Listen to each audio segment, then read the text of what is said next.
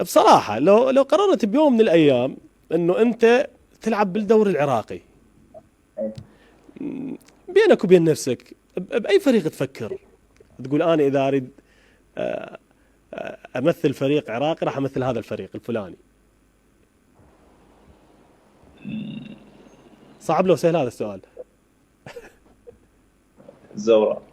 امم تابع تشوف الفريق، تشوف يعني بعض مبارياته بالدوري. لا، يمكن مرة شفت لعبة بين